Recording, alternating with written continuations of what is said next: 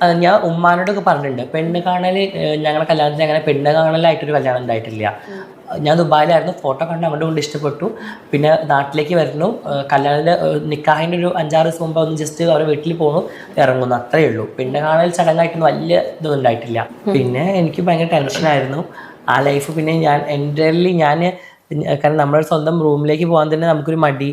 അപ്പൊ നമ്മുടെ ജാസി പുള്ളിക്കാരനെ ഞങ്ങൾക്ക് പ്രത്യേകിച്ച് പരിചയപ്പെടുത്തേണ്ട ആവശ്യമില്ലല്ലോ. ആളൊരു ട്രാൻസ്ജെൻഡർ ആണ്, സോഷ്യൽ മീഡിയ ഇൻഫ്ലുവൻസർ ആണ്. സോഷ്യൽ മീഡിയയിൽ അത്യാവശ്യം ആക്റ്റീവായ ആളുകൾക്കൊക്കെ ജാസിയെ പരിചയം ഉണ്ടാകും. കഴിഞ്ഞ ദിവസം 1 to Talks എന്ന് പറയുന്ന ഒരു യൂട്യൂബ് ചാനലിൽ പുള്ളിക്കാരന്റെ ഒരു ഇന്റർവ്യൂ വന്നിട്ടുണ്ടായിരുന്നു. അതിൽ തന്റെ പാസ്റ്റ് റിലേഷൻഷിപ്പിനെ കുറിച്ചൊക്കെ ജാസി സംസാരിക്കുന്നുണ്ട്. അത് കണ്ടപ്പോൾ ചില കാര്യങ്ങൾ പറയണമെന്ന് തോന്നി. അതുകൊണ്ട് മാത്രമാണ് നമ്മൾ ഇന്ന് ഈ വീഡിയോ ചെയ്യുന്നത്. സോ നമുക്ക് ആദ്യം ആ ഇന്റർവ്യൂവിൽ ചില ഭാഗങ്ങൾ കണ്ടിട്ട് തിരിച്ചു വരാം.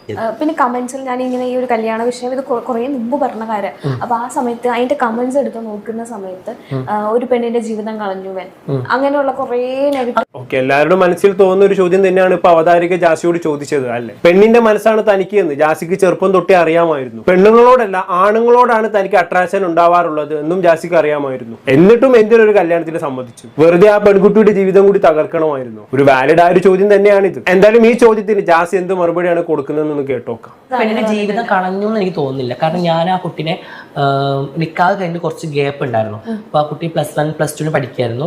പിന്നെ ഡിഗ്രി കംപ്ലീറ്റ് ചെയ്തു, ഡിപ്ലോമ കോഴ്സ് ചെയ്തു. ഇതൊക്കെ ഞാൻ തന്നെ ചെയ്തത്. പിന്നെ ചെയ്യിച്ചതും പിന്നെ നമുക്ക് മന്ത്ലി അവർക്ക് മാസം പേയ്മെന്റ് കൊടുക്കണമല്ലോ നിക്കാഹ് കഴിഞ്ഞു. അങ്ങനെ അത്യാവശ്യം ഹെൽപ്പും കാര്യങ്ങളൊക്കെ ചെയ്തിട്ടുണ്ട്. പിന്നെ ഡൈവോഴ്സ് ചെയ്ത സമയത്തും ഞങ്ങൾ അത്യാവശ്യം നല്ലൊരു എമൗണ്ട് കൊടുത്തിട്ടാണ് മ്യൂച്വൽ അണ്ടർസ്റ്റാൻഡിങ്ങിൽ പിരിയുന്നത്. പിന്നെ ഞങ്ങൾ കൊടുത്ത സ്വർണ്ണങ്ങളെല്ലാം ഞങ്ങൾ തിരിച്ച് അങ്ങോട്ട് തന്നെ കൊടുത്തു.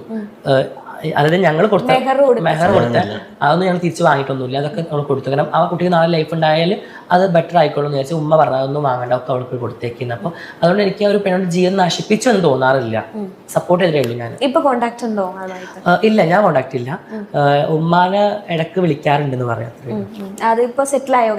അവള് ഇപ്പോ ഓൾറെഡി വിദേശത്തേക്ക് പോവാണ്. കല്യാണം കഴിഞ്ഞിട്ടില്ല. കല്യാണം കഴിഞ്ഞിട്ടില്ല. ഇനി എനിക്കറിയില്ല. ഞാൻ ചോദിക്കാറൊന്നുമില്ലല്ലോ. എനിക്കറിയില്ല. ഓക്കെ, ആ പെൺകുട്ടിയുടെ ജീവിതം നശിപ്പിച്ചതായി തനിക്ക് തോന്നുന്നില്ല എന്നാണ് ജാസി പറയുന്നത് അല്ലേ. പക്ഷെ അത് പൂർണ്ണമായും ശരിയാണോ? ഒരിക്കലുമല്ല. അവളെ ഞാൻ പഠിപ്പിച്ചു, സ്വർണവും പണവും ഒക്കെ തിരിച്ചു കൊടുത്തു. അതൊന്നും ഒരു ന്യായീകരണമായി പറയാൻ കഴിയില്ല. അവളുടെ ജീവിതത്തിൽ ഒരുപാട് വർഷങ്ങളാണ് നഷ്ടപ്പെട്ടത്. ജാസിയും കൂടിയാണ് അതിനെ കാരണക്കാരനെന്ന് മറക്കരുത്. പക്ഷെ എന്തൊക്കെയായാലും ഈ കാര്യത്തിൽ ജാസിയെ മാത്രം കുറ്റപ്പെടുത്താൻ കഴിയുമോ? ഇല്ല എന്നാണ് എനിക്ക് തോന്നുന്നത്. അങ്ങനെ പറയാൻ കാരണമുണ്ട്, അതിലേക്ക് വരാം. അതിനു മുമ്പ് അവതാരികയുടെ സിമിലർ ആയിട്ടുള്ള ഒരു ചോദ്യത്തിനും കൂടി ജാസി മറുപടി പറയുന്നുണ്ട്. അതും കൂടി ഒന്ന് കേട്ടോക്കാം. കല്യാണം കഴിക്കുന്നതിന് മുമ്പ് വീട്ടുകാർ കല്യാണം നിശ്ചയിക്കുന്നു, പെണ്ണ് കാണാൻ, അങ്ങനെയുള്ള കുറെ ചടങ്ങുകളൊക്കെ കഴിഞ്ഞിട്ടാണ് ലാസ്റ്റാണ് കല്യാണത്തിലേക്ക് എത്തുന്നത്. ഈ സമയങ്ങളിലൊന്നും എനിക്ക് ഈ കല്യാണം വേണ്ട, എനിക്കൊരു പെൺകുട്ടിയുടെ കല്യാണം കഴിക്കാൻ പറ്റില്ല എന്ന് പറഞ്ഞിട്ട് ഞാൻ ഉമ്മാനോടൊക്കെ പറഞ്ഞിട്ടുണ്ട്. പെണ്ണ് കാണല് ഞങ്ങളുടെ കല്യാണത്തിന് അങ്ങനെ പെണ്ണ് കാണലായിട്ടൊരു കല്യാണം ഉണ്ടായിട്ടില്ല. ഞാൻ ദുബായിലായിരുന്നു. ഫോട്ടോ കണ്ട് അങ്ങോട്ട് കൊണ്ട് ഇഷ്ടപ്പെട്ടു. പിന്നെ നാട്ടിലേക്ക് വരുന്നു. കല്യാണത്തിൻ്റെ നിക്കാഹിൻ്റെ ഒരു 5-6 ദിവസം മുമ്പ് ഒന്ന് ജസ്റ്റ് അവരുടെ വീട്ടിൽ പോകുന്നു, ഇറങ്ങുന്നു, അത്രയേ ഉള്ളൂ. പെണ്ണ് കാണൽ ചടങ്ങായിട്ടൊന്നും വലിയ ഇതൊന്നും ഉണ്ടായിട്ടില്ല. അപ്പോൾ അതുകൊണ്ട് പിന്നെ എനിക്ക് ഭയങ്കര പേടിയായിരുന്നു. കാരണം ഞാൻ കല്യാണം വരുമ്പോൾ എനിക്ക് ടെൻഷനാണ്. കാരണം ഞാൻ കല്യാണത്തിന് ആളുകളെ പോലെ അഭിനയിക്കണമല്ലോ. ഉള്ളിൽ സ്ത്രീ ആണെങ്കിൽ പോലും അഭിനയിച്ച് നിൽക്കണമല്ലോ ആളുടെ മുമ്പിൽ. അപ്പോൾ ഞാൻ എൻ്റെ ഫോട്ടോഗ്രാഫർ എന്നെ അറിയുന്ന ഒരാളായതുകൊണ്ട് അവിടെ ഞാൻ പറയും, എടുക്കുന്ന പോസൊക്കെ ഇങ്ങനെ പെണ്ണുങ്ങളെ ഒരു ബോഡി ലാംഗ്വേജ് ഉണ്ടെങ്കിൽ അതൊക്കെ ഇതാക്കണേ. ആൽബം വരുമ്പോൾ ആളുകളെ പോലെ തന്നെ വേറിട്ടെന്നൊക്കെ പറഞ്ഞിട്ട് അങ്ങനെയൊക്കെയാണ്. ഭയങ്കര എൻ്റെ ലൈഫ് ഒരു വലിയ സ്റ്റോറിയാണ് പറഞ്ഞ ജീവിതത്തിൽ. അത്രയും അങ്ങനെയൊക്കെയാണ് ഞാൻ കല്യാണത്തിൽ. എൻ്റെ കല്യാണം ഓൾറെഡി ഉപ്പാക്ക് വയ്യ, ഉപ്പാക്ക് ഹാർട്ട് പേഷ്യൻ്റ് ആയിരുന്നു. അങ്ങനെ ഉപ്പാൻ്റെ ഒരു നിർബന്ധം ഇതൊക്കെയാണ് വെച്ചിട്ടാണ് പെട്ടെന്ന് കല്യാണം കാര്യങ്ങളൊക്കെ ഉണ്ടായത്. പിന്നെ എല്ലാവരും പറഞ്ഞു കല്യാണം കഴിഞ്ഞതൊക്കെ മാറും, ഒരു പെണ്ണ് കല്യാണം കഴിച്ചാലും കല്യാണം കഴിഞ്ഞാൽ ഇത് മാറും എന്നുള്ളത്. അപ്പോൾ അങ്ങനത്തെ സംഭവങ്ങളൊക്കെ ഉണ്ടായതുകൊണ്ടാണ് ഞാൻ പിന്നെ പെട്ടെന്ന് കല്യാണത്തിലേക്ക് വന്നത്.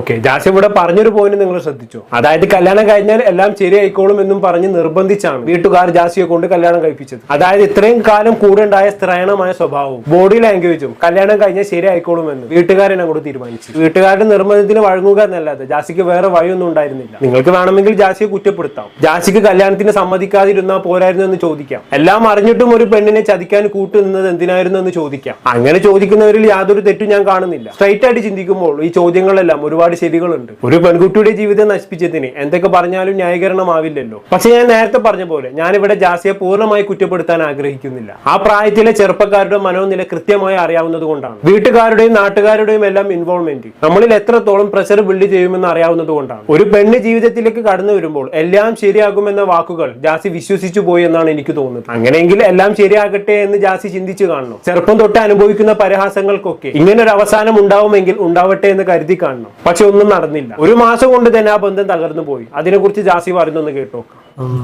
പിന്നെ എനിക്ക് ഭയങ്കര ടെൻഷനായിരുന്നു ആ ലൈഫ്. പിന്നെ ഞാൻ കാരണം നമ്മുടെ സ്വന്തം റൂമിലേക്ക് പോകാൻ തന്നെ നമുക്കൊരു മടി, കല്യാണം എൻ്റെ വീട്ടിലേക്ക്, കാരണം ആ കുട്ടീനെ എങ്ങനെ ഫേസ് ചെയ്യും, അങ്ങനെയൊക്കെ ഒരു പ്രശ്നം ഉണ്ടായിരുന്നു.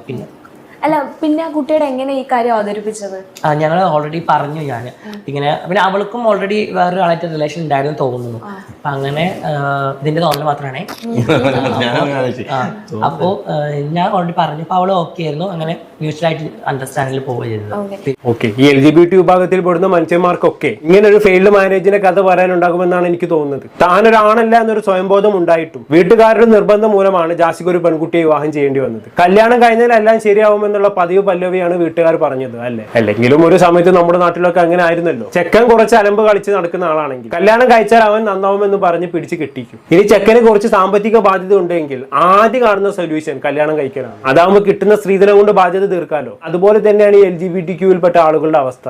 അവരുടെ എല്ലാ പ്രശ്നങ്ങളും ശരിയാക്കാൻ വേണ്ടി വീട്ടുകാർ പിടിച്ച് കെട്ടിക്കും. എന്നിട്ട് എന്താ, കുറച്ച് ദിവസങ്ങൾ കൊണ്ട് തന്നെ ആ ബന്ധം അടിച്ചു പിരിയും. ഈ ഹെട്രോസെക്സിൽ ആയിട്ടുള്ള ഒരാൾക്ക്, അതായത് ഓപ്പോസിറ്റ് സെക്സിൽപ്പെട്ട ഒരാളോട് പ്രണയവും ലൈംഗിക വികാരവും തോന്നുന്ന ഒരാളെ പിടിച്ച് സ്വന്തം സെക്സിൽപ്പെട്ട ഒരാളുമായി കല്യാണം കഴിപ്പിച്ചു കഴിഞ്ഞാൽ എന്തായിരിക്കും അവസ്ഥ? അതൊരിക്കലും നടപടി ആവില്ലല്ലോ. അതുപോലെ തന്നെയാണ് ഈ ട്രാൻസ് വുമനെ പിടിച്ച് വേറൊരു പെണ്ണുമായി കല്യാണം നടത്തുന്നതും, അല്ലെങ്കിൽ ഒരു ഗേ ആയ ചെക്കനെ പിടിച്ച് ഒരു പെണ്ണുമായി കല്യാണം നടത്തുന്നതും ഒക്കെ. ആ ബന്ധം ഒരിക്കലും നീണ്ടുപോകില്ല. നമ്മുടെ സമൂഹം ഇനി ഇതൊക്കെ എന്താണ് മനസ്സിലാക്കുക എന്നാണ് ഞാൻ ആലോചിക്കുന്നത്. എന്തായാലും ബാക്കിയോട് കേട്ടോക്കാം.